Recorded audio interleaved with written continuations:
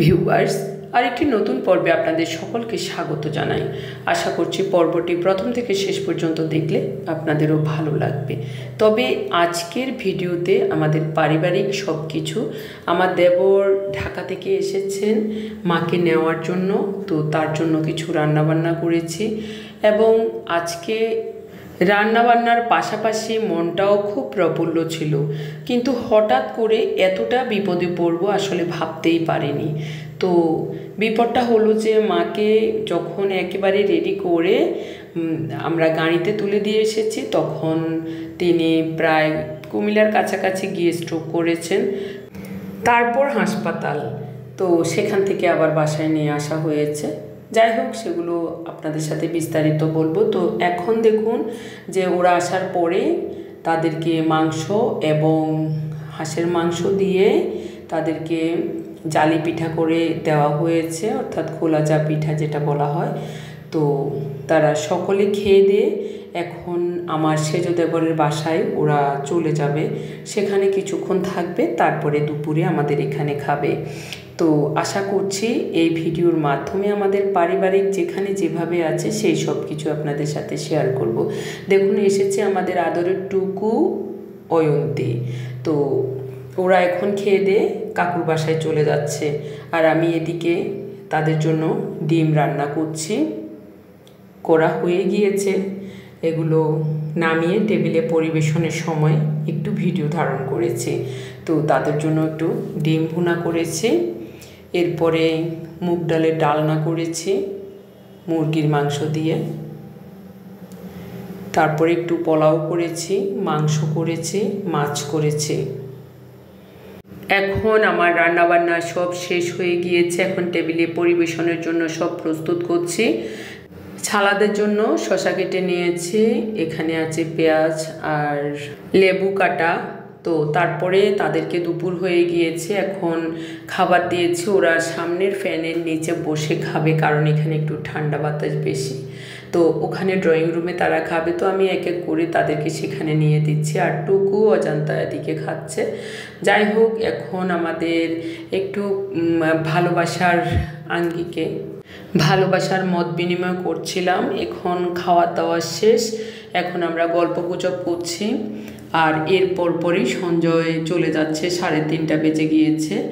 আর আছে এখানে অনুপ, আমার যা, অয়ন্তী এবং টুকু, আবির্ভা, আর আছি আমি।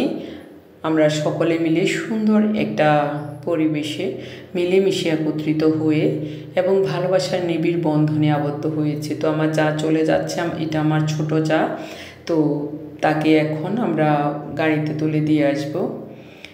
দেখুন, এখন ওরা এক এক করে চলে যাচ্ছে, তাদের জন্য খুব খারাপ লাগছে, এত বেশি খারাপ লাগছিল আসলে ভাষায় প্রকাশ করতে পারবো না।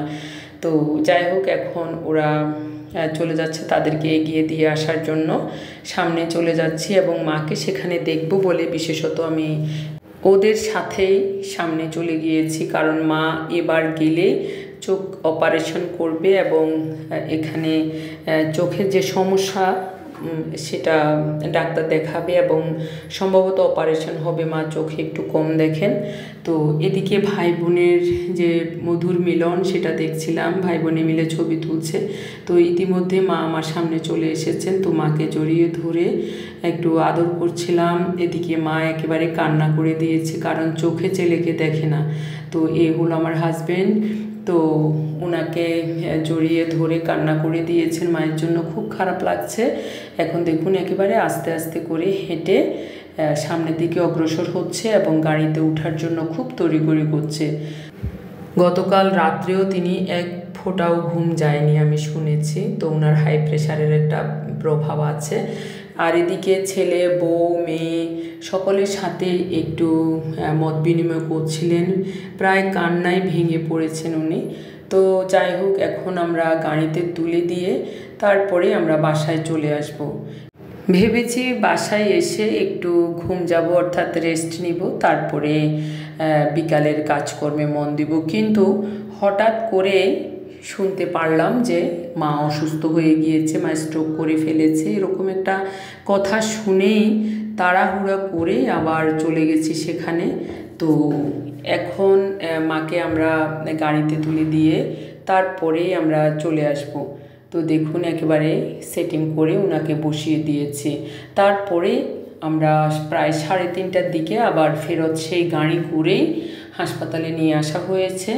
এই মর্মান্তিক দৃশ্যের কথা সত্যি আমি বলতে পারবো না, আর আমার খুবই খারাপ লাগছে। এখন এত সুন্দর করে যাচ্ছিল, ভেবেছি যাক মোটামুটি একটা সুন্দর পরিবেশে মা চোখ অপারেশন করে বাড়িতে আসবে, বাসায় আসবে, কিন্তু তা আর হলো না। তো এরপরেই হাসপাতাল থেকে ওনাকে আমরা আবার বাসায় নিয়ে এসেছি। তো ভিউয়ার্স, আজকের ভিডিওটি যদি ভালো লেগে থাকে তাহলে লাইক, কমেন্ট, সাবস্ক্রাইব করে আমার পাশে থাকবেন। ধন্যবাদ সকলকে।